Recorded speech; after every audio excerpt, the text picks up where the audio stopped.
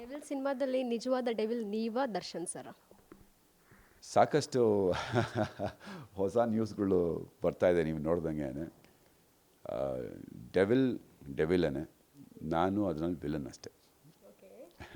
Big boss season ಬೇರೆ ಬೇರೆ ಆದ್ರೂ ರಜತ್ತು ನೀವು ತುಂಬ ಟೈಮ್ ಸ್ಪೆಂಡ್ ಮಾಡಿದ್ದೀರಾ ಆ ಒಂದೆರಡು ದಿನ. ಸೊ ಏನು ಮಾತಾಡ್ಕೊಳ್ತಿದ್ರಿ ಇಬ್ರು ಜೊತೆಗೆ ಇರ್ತಿದ್ರಿ, ಏನು ಮಾತಾಡ್ತಿದ್ರಿ ಅಂತ? ಮಾತಾಡೋದಕ್ಕೆ ಏನಿರ್ತಿರಲಿಲ್ಲ, ಬಟ್ ದೆನ್ ಅದು ಹೊಸ ವಾತಾವರಣ. ಸೊ ಅಲ್ಲಿ ಒಬ್ಬೊಬ್ರದ್ದು ನೋಡ್ತಾ ಇದ್ರೆ ಒಂದೊಂದು ಬೇರೆ ಬೇರೆ ಸ್ಟೋರೀಸೇ ಇರ್ತಿತ್ತು. ಸೆಲ್ಲಲ್ಲಿ ಅಂದರೆ ಜೈಲಲ್ಲಿ ಬೇರೆ ಬೇರೆ ಸೆಲ್ಗಳಲ್ಲಿ ಇರ್ತಿದ್ರಲ್ಲ. ಸೊ ಅಲ್ಲಿರೋ ಅಂಥ ಹಳಬರನ್ನ ಮಾತಾಡಿಸ್ಕೊಂಡು ಅವ್ರು ಏನು ಮಾಡಿದರು, ಏನಕ್ಕೆ ಅಲ್ಲಿದ್ದಾರೆ, ಏನು ಸಿಚುವೇಶನ್ನು, ಏನೇನು ಕ್ರೈಮ್ ಆಗಿದೆ, ಎಂತೆಂಥ ಕ್ರಿಮಿನಲ್ಗಳಿದ್ದಾರೆ, ಇದ್ರ ಬಗ್ಗೆ ಎಲ್ಲ ಜಾಸ್ತಿ ಡಿಸ್ಕಷನ್ ಮಾಡ್ತಿದ್ವಿ, ರಿಸರ್ಚ್ ಮಾಡ್ತಿದ್ವಿ. ಬಹುಶಃ ಮುಂದಕ್ಕೆ ನನ್ನ ಯಾವುದಾದ್ರು ಒಂದು ಪ್ರಾಜೆಕ್ಟ್ನಲ್ಲಿ ಆ ಥರ ಒಂದು ಕ್ಯಾರೆಕ್ಟರ್ ಪ್ಲೇ ಮಾಡಬೇಕು ಅಂದರೆ I would get that information. ಅಂದರೆ ನೆಕ್ಸ್ಟ್ ಟೈಮು ಹೋಗೋದಕ್ಕೂ ಇಷ್ಟಪಡೋದಿಲ್ಲ ಅದನ್ನು ರಿಸರ್ಚ್ ಮಾಡೋದಕ್ಕೆ. ಸಿಕ್ಕಿರೋ ಆಪರ್ಚುನಿಟಿನಲ್ಲಿ I thought let me educate myself with what is happening around, ಅವ್ರ ಬಿಹೇವಿಯರ್ಸ್ ಹೇಗಿರುತ್ತೆ. ಆ್ಯಂಡ್ ಸಾಕಷ್ಟು ಜನ ನೋಡಿದೆ, ತುಂಬ ಜನ ನೋಡಿದೆ. ಅಂದರೆ ಈ ಚಿಕ್ಕ ಚಿಕ್ಕ ಇದು ನನಗೆ ಯಾವಾಗ ತಪ್ಪು ಅನ್ನಿಸ್ತು ನಾನು ಮಾಡಿದ ರೀಲು, ಅಲ್ಲಿ ಹೋದಾಗ ನನಗೆ ಅರಿವಾಯಿತು. ಬಿಕಾಸ್ ಈ 19-20 ವರ್ಷದ ಹುಡುಗರೆಲ್ಲ ತುಂಬ ಬ್ಲೈಂಡಾಗಿ ಫಾಲೋ ಮಾಡ್ತಾರೆ ಈ ವಿಡಿಯೋಸ್ನ ಆಗಲಿ ಅಥವಾ ದೊಡ್ಡ ದೊಡ್ಡ ಸೆಲೆಬ್ರಿಟೀಸ್ನಾಗಲಿ, ಅವ್ರು ಮಾಡುವಂಥ ವೀಡಿಯೋಸ್ನಾಗಲಿ. ಮೊನ್ನೆ ಒಂದು ಸಿನಿಮಾ ನೋಡಿದ್ರಿ ನೀವು, ಯಾವುದು, ಭೀಮಾ. ಇಟ್ಸ್ ಆಲ್ ಡ್ರಗ್ಸ್ ಬಗ್ಗೆ. ಸಾಕಷ್ಟು ಜನ ನೋಡಿದೆ ಮೇಡಮ್ ಅಲ್ಲಿ. ಸಣ್ಣ ಸಣ್ಣ ಹುಡುಗರು, ಜಾಸ್ತಿ ದಿನ ಉಳಿಯಲ್ಲ ಅವರು, ಅಷ್ಟು ವೀಕ್ ಆಗಿಬಿಟ್ಟಿದ್ದಾರೆ, ಡ್ರಗ್ ಅಡಿಕ್ಟ್ಸು. ಆ್ಯಂಡ್ ಅವ್ರ ಕೈಗಳನ್ನ ನೋಡ್ತೀನಿ, ಎಲ್ಲ ಕಡೆ ಸ್ಪಾಟ್ಸು, ಈ ಚುಚ್ಕೊಂಡು ನೀಡಲ್ಸ್ ಚುಚ್ಕೊಂಡಿರೋದು. ಒಬ್ಬ ಹುಡುಗ ಹೇಳ್ತಾನೆ 3 ನೀಡಲ್ ಒಳಗಡೆನೆ ಮುರಿದೋಗಿದೆ ಅಂತ. ಮುರಿದೋಗಿರೋ ನೀಡಲ್ಗಳು ಅಲ್ಲಲ್ಲೇ ಇದೆ. ಬಟ್ ದೆನ್ ಅವನಿಗೆ ಇವತ್ತಿಗೂ ಡ್ರಗ್ ಮಾಡದೇ ಇದ್ದರೆ ನಿದ್ದೆ ಬರೋದಿಲ್ಲ ಅಂತ ಹೇಳ್ತಾನೆ. ಈ ವಿಷಯ ನಾನು ಏನಕ್ಕೆ ಹೇಳ್ತಾ ಇದ್ದೀನಿ ಅಂದರೆ, ಈಗಿನ ಜನ್ರೇಷನ್ ಹುಡುಗರು ತುಂಬ ಇದ್ರ ಬಗ್ಗೆ ಎಡ್ಯುಕೇಷನ್ ಇಲ್ಲ ಅವ್ರಿಗೆ.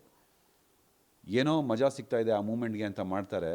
It becomes an habit.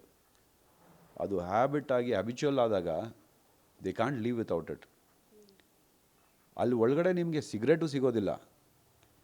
ಏನು ಮಾಡ್ತಾರೆ, ಟೇಲ್ಸ್ನೆಲ್ಲ ಹೊಡೆದು they start hurting themselves, ಕುಯ್ಕೊತಾರೆ, ಈ ಗೋಡೆನೆಲ್ಲ ಕೆರಿತಾರೆ. I could see all those things.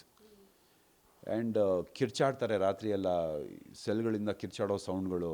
ಏನಾಯಿತು ಅಂತ ಕೇಳಿದ್ರೆ ಈಸ್ ಅ ಡ್ರಗ್ ಅಡಿಕ್ಟ್, ಇಲ್ಲಿ ಸಿಗೋದಿಲ್ವಲ್ಲ, ಏನು ಮಾಡ್ತಾರೆ. So it's very poisonous, it's killing our new generation. ಸಿಕ್ಕಾಪಟ್ಟೆ ನೋಡಿದೆ ma'am, because it is very new to me. ಅಂದರೆ ನನಗೆ ಆ ಜಾಗನೂ ಹೊಸದು, ಆ ಎಕ್ಸ್ಪೀರಿಯನ್ಸು ಹೊಸದು. ಅದನ್ನೆಲ್ಲ ನೋಡಿದಾಗ ಒಂದು ಎಕ್ಸ್ಪೀರಿಯನ್ಸ್ ಆಯಿತು, ಎರಡನೇದು ಅರಿವಾಯಿತು. ಅಂದರೆ ಎಂತೆಂಥ ತಪ್ಪುಗಳು ನಡೀತಾ ಇದೆ ಈ ಜನ್ರೇಷನ್ ಹುಡುಗರಲ್ಲಿ ಅಂತಂದ್ಬಿಟ್ಟು.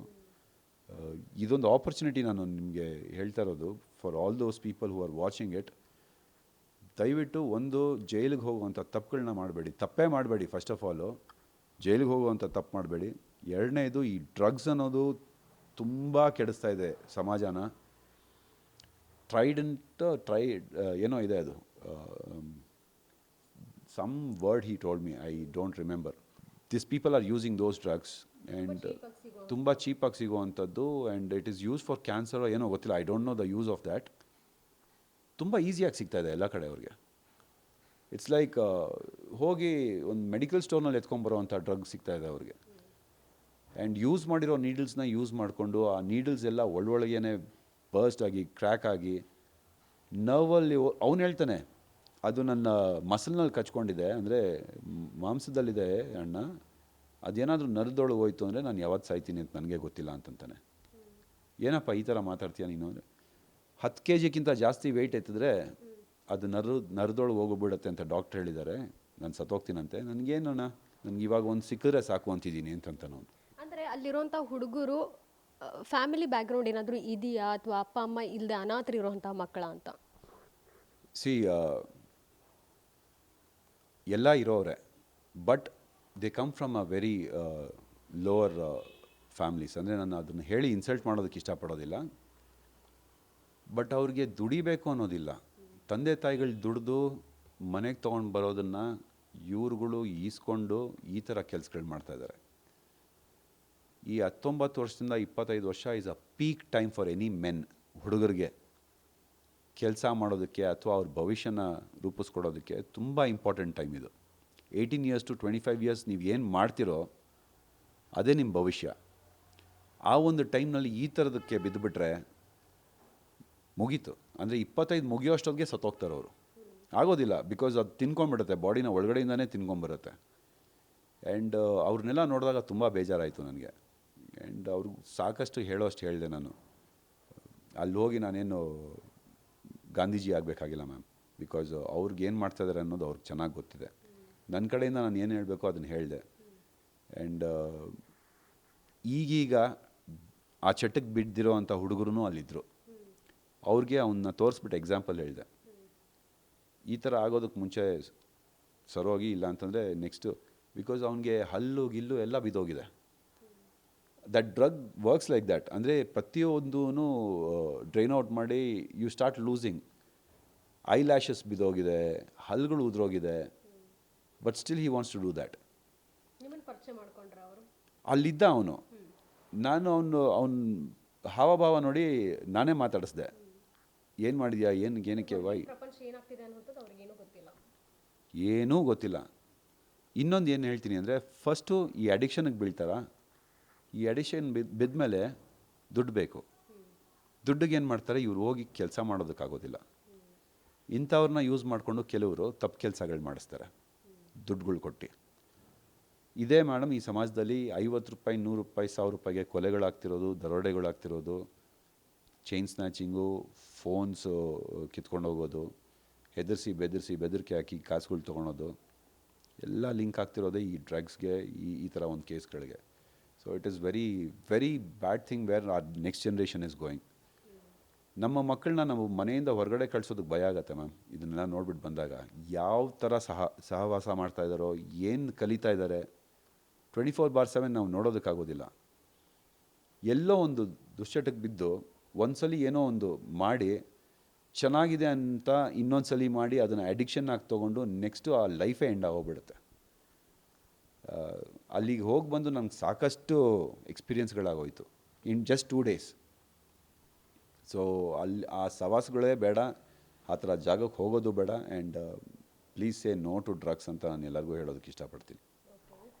ನೀವು ಕ್ಷಮೆ ಯಾಚಿಸಿದ್ರಿ ವಿಡಿಯೋ ಮುಖಾಂತರ, ಆದರೆ ರಜತ್ ಅವ್ರ ಕಡೆಯಿಂದ ಏನು ಪ್ರತಿಕ್ರಿಯೆ ಇಲ್ಲ, ಜೊತೆಗೆ ಅವರು ಕ್ಲಾರಿಟಿ ಕೂಡ ಕೊಡಲಿಲ್ಲ. ಈ ರೀತಿ ನನ್ನಿಂದ ತಪ್ಪಾಗಿದೆ, ಅಥವಾ ತಪ್ಪಂತಲ್ಲ, ಅಟ್ಲೀಸ್ಟ್ ನನ್ನಿಂದ ಈ ರೀತಿ ಏನೋ ಒಂದು ಆಗಿದೆ, ಗೊತ್ತಿಲ್ಲದೆ ಅರಿವಿಲ್ಲದೆ ಮಾಡಿದ್ದೀನಿ, ಏನೋ ಒಂದು ಕ್ಷಮೆ ಕೂಡ ಕೇಳಿಲ್ಲ, ಒಂದು ವಿಡಿಯೋನೂ ಮಾಡಲಿಲ್ಲ ಅವರು. ಹೀಗಾಗಿ ಎಲ್ಲೋ ಬೇರೆ ರೀತಿ ಪೋರ್ಟ್ರೇ ಆಗ್ತಾ ಇದ್ದಾರೆ. ಇವ್ರ ಜೊತೆ ವಿನಯ್ ಅವ್ರು ಸೇರಿ ಅವರು ಕೂಡ ಎಲ್ಲೋ ಅವ್ರ ಕರಿಯರ್ನ ಡ್ಯಾಮೇಜ್ ಮಾಡ್ಕೋತಾರೆ ಏನೋ ಅನ್ನೋಂಥದ್ದು ನೆಟ್ಟಿಗರ ಒಂದು ಆತಂಕ. ಮ್ಯಾಮ್, ನನಗೆ ಹೊಟ್ಟೆ ಹಸ್ದಾಗ ನಾನು ಊಟ ಮಾಡ್ತೀನಿ. ನನಗೆ ಹೊಟ್ಟೆ ಹಸ್ದಿದೆ ಅಂತ ನಾನು ನಿಮಗೂ ಊಟ ಮಾಡುವಂತ ಫೋರ್ಸ್ ಮಾಡೋದಕ್ಕಾಗೋದಿಲ್ಲ. ಕರೆಕ್ಟ್ ಅಲ್ವಾ? ನನಗೆ ನಿದ್ದೆ ಬಂದಾಗ ನಾನು ನಿದ್ದೆ ಮಾಡ್ತೀನಿ. ನನಗೆ ನಿದ್ದೆ ಮಾಡ್ತಾಯಿದೆ, ನೀನು ಹೋಗಿ ಮಲ್ಕೊ ಅಂತ ನಾನು ಹೇಳೋದಕ್ಕಾಗೋದಿಲ್ಲ.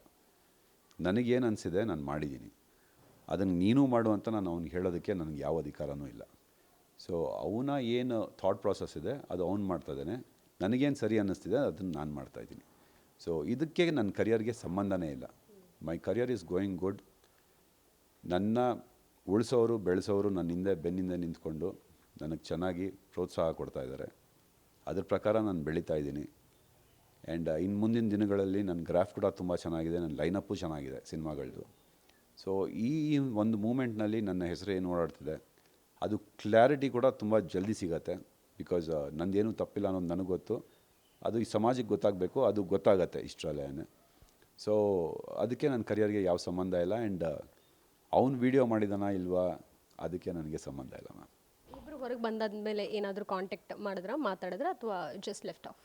ಇಲ್ಲ, ಐ ಮೀನ್ ಇನ್ನೂ ವಾಟ್ ಯು ಸೇ ಆ ಥರ ಒಂದು ಸಿಗಬೇಕು, ಮಾತಾಡಬೇಕು ಅನ್ನೋ ಆಪರ್ಚುನಿಟಿ ಏನೂ ಸಿಕ್ಕಿಲ್ಲ. ಆ್ಯಂಡ್ ಬಂದಾಗಿಂದನೂ ಬರೀ ಇದೆ ಇಂಟರ್ವ್ಯೂ, ಇನ್ನೊಂದು ಈ ಒಂದು ವಾರ ನಂದು ಹಿಂದುಳಿದಿರೋ ಅಂಥ ಕೆಲಸಗಳು ಅದರಲ್ಲಿ ಬ್ಯುಸಿ ಆಗಿದ್ದೀನಿ ನಾನು. ಆ್ಯಂಡ್ ಅದನ್ನು ಐ ಹ್ಯಾವ್ ಟು ಕ್ಲಿಯರ್ ನನ್ನ profession. Like I said, first priority ನನ್ನ ಪ್ರೊಫೆಷನ್ನು. ಸೊ ಆ ಪ್ರೊಫೆಷನ್ಗೆ ರಿಲೇಟೆಡ್ ಏನೇನು ಬ್ಯಾಕ್ಲಾಗ್ಸ್ ಇತ್ತು ಅದನ್ನು ನಾನು ಕ್ಲಿಯರ್ ಮಾಡ್ಕೊಂಬರ್ತಾಯಿದ್ದೀನಿ. ಮಾತಾಡೋದಕ್ಕೆ ಟೈಮ್ ಸಿಕ್ಕಿಲ್ಲ ನನಗೆ. ಗ್ಯಾರಂಟಿ ನ್ಯೂಸ್, ಸುದ್ದಿ ಖಚಿತ, ನ್ಯಾಯ ನಿಶ್ಚಿತ.